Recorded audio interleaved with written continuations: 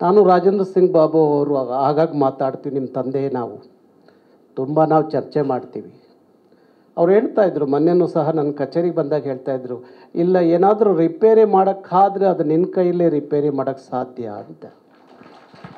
ಅದಕ್ಕಾಗಿ ಮೊನ್ನೆ ನೋಡಿ, ನಮ್ಮ ಯಾರು ಸಾಯಿ ಪ್ರಕಾಶ್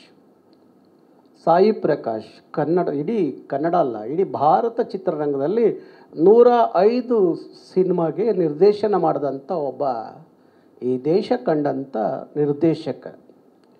ಅವರ ಪರಿಸ್ಥಿತಿಯನ್ನು ನನಗೆ ಹೇಳಿಕೊಂಡ್ರು. ಅಷ್ಟೊಂದು ಸಿನಿಮಾ ಮಾಡಿದವರು ಇವತ್ತು ಯಾವ ಕಷ್ಟದಲ್ಲಿದ್ದೀನಿ ಅಂತ ಹೇಳಿ ನನ್ನ ಕಚೇರಿಯಲ್ಲಿ ಕೂತ್ಕೊಂಡು ಭಾರಿ ಇನ್ನೊಂದು ಮಾತಾಡ್ತಾಯಿದ್ರು. ಹೀಗೆ ಅನೇಕ ನಿರ್ಮಾಪಕರ ಪರಿಸ್ಥಿತಿ ಆಗಿದೆ. ಮತ್ತು ಯಾಕೆ ಹೊಸಬ್ರು ಈಗ ಚಿತ್ರಮಂದಿರಗಳಲ್ಲಿ ಸಿನಿಮಾಗಳು ಬರ್ತಾ ಇಲ್ಲ, ಸಿನಿಮಾ ಮಾಡೋರೇ ಇಲ್ಲ, ಈಗ ಮಾಡೋರಿಲ್ಲ.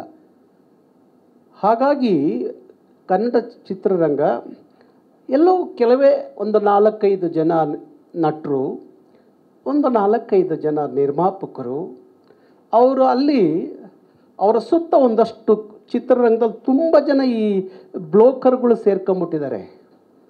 ಅವರು ಎಲ್ಲೆಲ್ಲಿ ಏನೇನು ಮಾಡಬೇಕೋ ಮಾಡಿಕೊಂಡು ಅವರಷ್ಟೇ ಚಿತ್ರರಂಗ ಅಂತೇಳಿ ಅಂದ್ಕೊಂಡಿದ್ದಾರೆ. ಹಾಗಾಗಿ ಈ ಚಿತ್ರ ಗೆಲ್ಲಿಸ್ಬೇಕು, ನಮಗೆ ಗೊತ್ತಿದೆ, ಗೆಲ್ಲಿಸ್ತೀವಿ ನಾವು. ಯಾಕೆಂದರೆ ಆಂಜನಪ್ಪ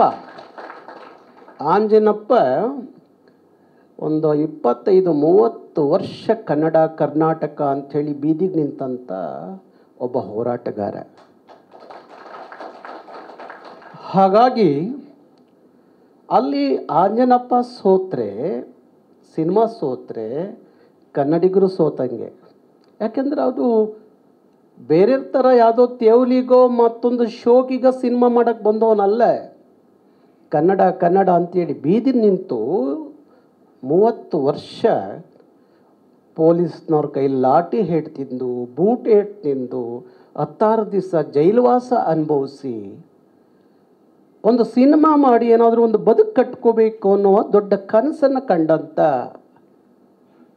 ಆ ಗೆಳೆಯ, ಮತ್ತು ಅವನ ಜೊತೆಯಲ್ಲಿ ನಮ್ಮ ಲೋಕೇಶ್ ಗೌಡ.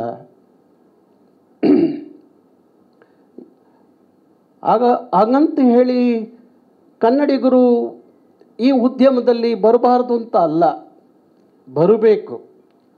ಬರಬೇಕಾದರೆ ಸರಿಯಾದ ರೀತಿಯಲ್ಲಿ ಒಂದಷ್ಟು ಯೋಜನೆಗಳನ್ನು ರೂಪಿಸ್ಕೊಂಡು ಸಿನಿಮಾ ರಂಗದಲ್ಲಿ ಗಟ್ಟಿಯಾಗಿ ನಿಲ್ಲಬೇಕು.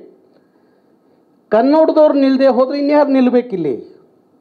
ಯಾರಿಗೋಸ್ಕರ ಕನ್ನಡ ಚಿತ್ರರಂಗ? ಯಾರಿಗೋಸ್ಕರ? ಕನ್ನಡಿಗರಿಗೋಸ್ಕರ.